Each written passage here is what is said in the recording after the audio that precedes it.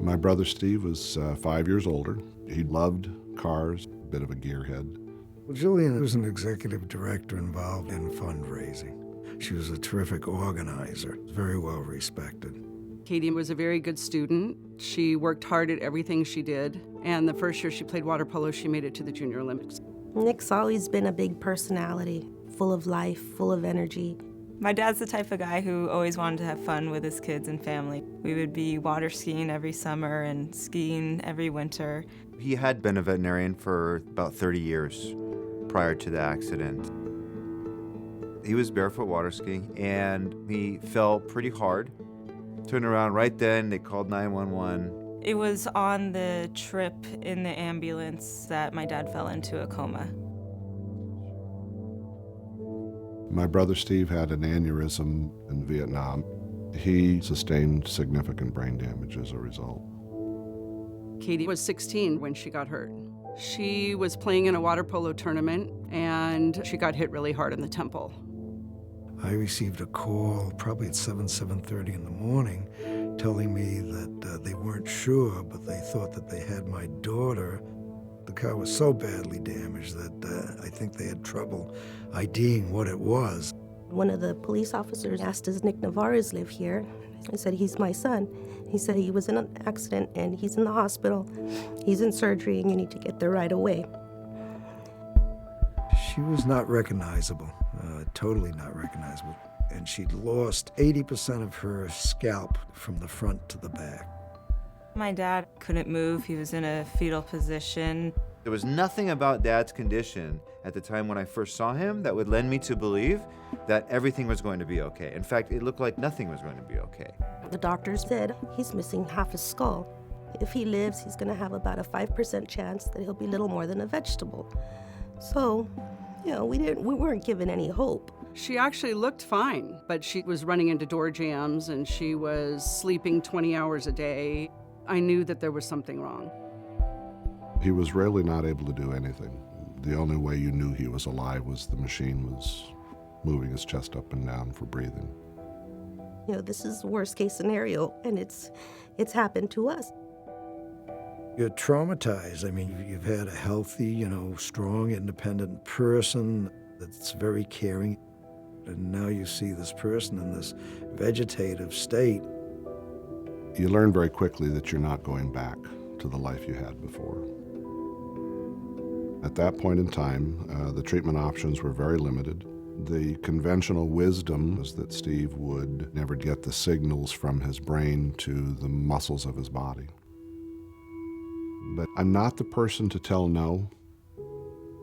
If you tell me it can't be done, I kind of disbelieve you. And in August of 1980, we opened the Center for Neuro Skills. I was 23 years old. We had a staff of 10. We had 3 patients, and one of those was my brother. We had him, and we said, how can we make him better? How can we make him more independent? How can we help him achieve his goals? And we built the program around him.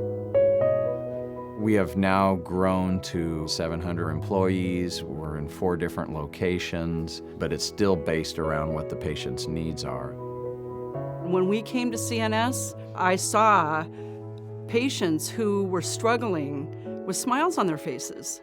And I heard laughter in the rooms, and I heard positive reinforcement, and I felt like this was an answer to something that I had been hoping for months.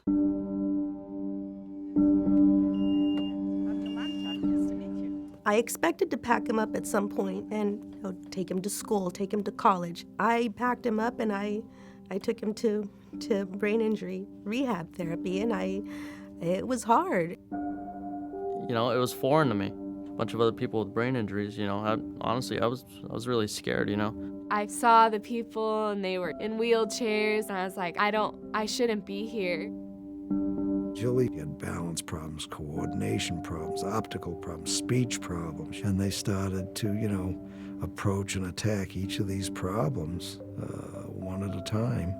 The brain responds to stimulation anytime it's stimulated. So if my brother was awake, we were doing therapy with him. from the time that he woke up and arrived at the center until the end of the day. It was a full day process, and it was intensive. It was my dad's oldest boy. And he would say to me, "Leave the poor son of a bitch alone." Just tore him up to see a son like this. And for me to be figuratively tugging on him just made him ache all the more.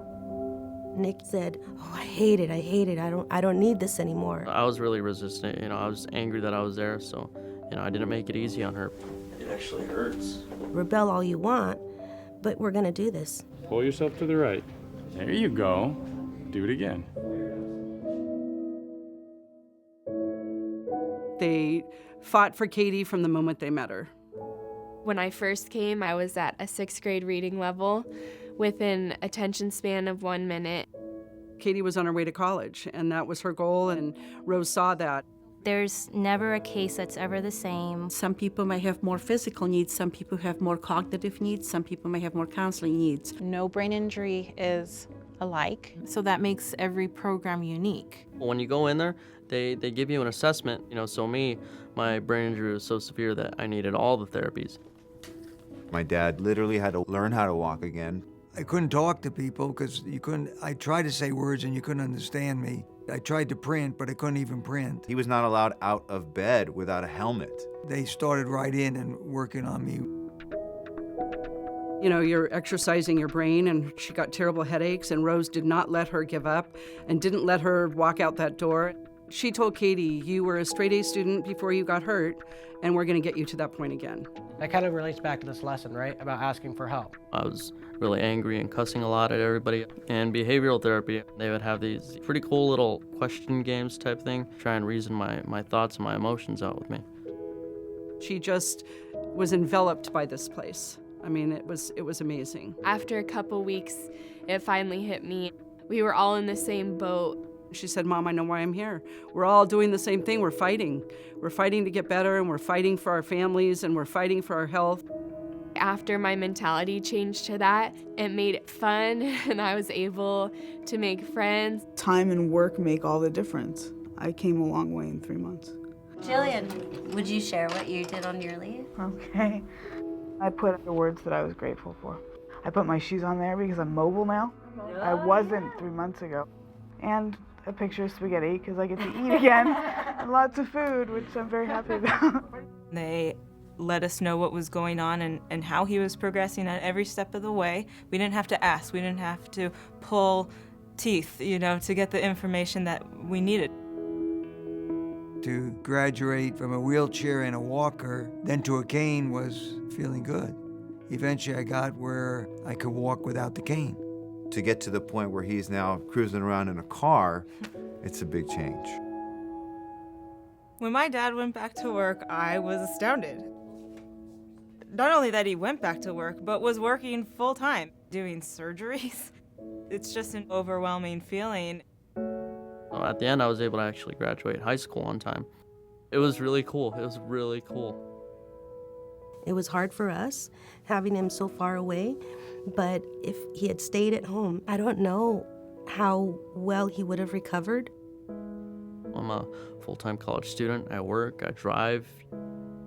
The fact that I can actually cognitively hold this conversation with you is pretty much a miracle, and that I'm not paralyzed is a miracle. People like Jillian that are brought back, eventually, hopefully will go back to work and, be active and productive again. You can't give up on the person to begin with.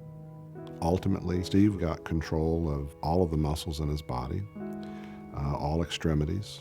He got his voice back, he got speech, and that began when he was about 8 or 9 years post-injury. It wasn't supposed to happen. The textbook said this doesn't happen. They got her, even further than we ever imagined. Now I am in nursing school. I have straight A's to be a part of a nursing program, working with patients who have had strokes and things like that. It's kind of come full circle. She is my hero. I've seen her fight like I've never seen anybody fight for anything in their life. Rehab takes time. days, months, years. And I think hope is such an important thing to have. My dad didn't give a lot of praise. Men in that generation didn't. But afterward, when he saw what Steve had been able to accomplish, he took a little 2x6 piece of wood and he put a quote out of a Reader's Digest. And it was, "Never tell a young man something cannot be done.